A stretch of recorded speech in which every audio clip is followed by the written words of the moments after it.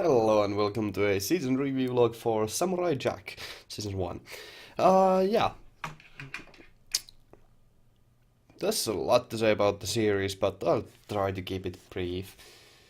In short, I do actually really like the show, like quite a bit. And that's not to say that it has any, like, I usually am a very huge sucker for innovation and original storylines and things that are new and unexpected. And this show being quite old, I wasn't expecting it to be anything new or shocking, and I was not surprised to find out that it's not. It isn't the most original in that way because it has a lot of usual storylines and a lot of recycled concepts that a lot of shows have done before it and after it. That's not to say that's a detriment, however, because the show is just some few things that I've rarely seen even up until this day, and those are actual very good cinematographies and just film techniques that are rarely used in cartoons and animation and just in general, like even and it uses those techniques even far better than some movies do. Now, the story itself is usually one of the weaker aspects, I hesitate to call it, in my opinion, of course, mostly because it usually just serves as a setting for the events of the episode, and it's not nothing too shocking or nothing too shocking or surprising. There's very little out of the ordinary. However, that's not to say that the stories are bad, but rather that they are as they are to be expected. And they can still sometimes be rather surprising. I know I'm being kind of critical of this show, but it's usually it goes for the safer option with stories and not for the most surprising of shocking twists. And that's not bad because the show's greatest strengths are in its animation and its visual and audio design. It is a marvel to witness. It's not a brain teaser or anything like that, and it doesn't need to be, and that is what the show does well. It is entertaining, and it's not shallow. Even if its stories are shallow, it isn't a shallow show in of itself. The show's greatest strengths, in my opinion, of course, everything's in my opinion. Shit. Its greatest strengths, in my opinion, are the audio and visual design. More so, visual design in the first season, because it has a lot of interesting cinematography tricks. It has a lot of varied concepts to it, and a lot of very experimental, I'd call them, even though they are not that experimental, and they are rather just tried and true methods of storytelling, and they are just very well honed storytelling methods, such as those sequences where they either twist colors or they change colors around or even completely mute the colors or just there's a lot of very beautiful shots in the show, and those make it a visual marvel to look at. And it's not that the stories are any drawback to the show because they are simple settings. That's not to say that the show isn't innovative or surprising in some moments. And that is again one of the greatest strengths of this show, and that is because of the setting of the story and how it goes, they can go practically anywhere and they can have any kind of setting that they want and they take full advantage of that. And that's why the story isn't a detriment but rather a strength to the show. Because it is rather loose, I'd call it, the fact that they don't have to restrain themselves to following a central storyline allows them to experiment wildly with different settings, different characters, archetypes, storylines, and just go wild. Of course, these are stories that we have seen everywhere, and even the last episode of the season was just taking childhood fables and twisting them up into something not exactly anything unseen, but entertaining as all hell, and that is it, even if it isn't innovative, it is entertaining, and that's what it should be. A show that is entertaining is good enough, and that sounds too bad. Good enough sounds demeaning to the show because it's not only good enough, because the show is more than entertaining. As I said, it's a visual and auditory marvel to look at. I do have some gripes about the animation though, because it is not exactly as fluid and smooth as I'm used to. However, at moments it can be surprisingly shocking and visually stunning at moments. It's not the flat out best looking show ever, but it again doesn't restrain itself to realism or anything like that, but rather goes for the most cartoony style that it knows that it can stick to. This the show doesn't try for things that it knows that it cannot accomplish. It goes for the safer yet better route, and it goes for it goes for perfection over innovation, and that is just really good.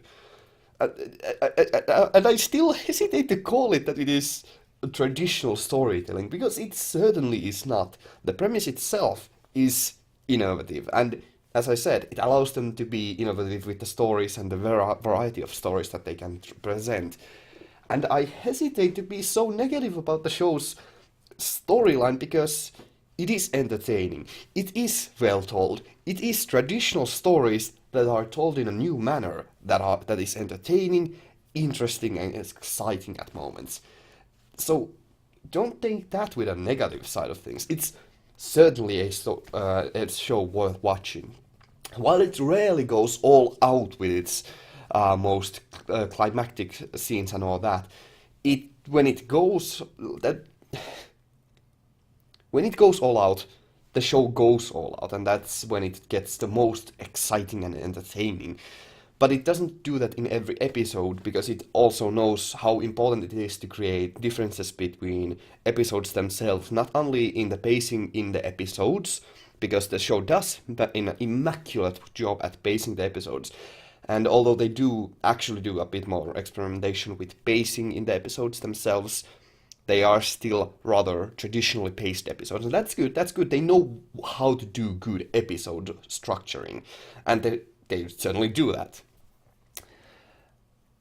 But the story itself, they create different types and feelings of episodes, not only due to the variety of areas and locales that they can visit and the amount of different stories that they can take and mix together as they wish, as in seeing that episode where they mixed both urban gangster style of theming with a bit more traditional fantastical elements, and that was a fantastic blend here.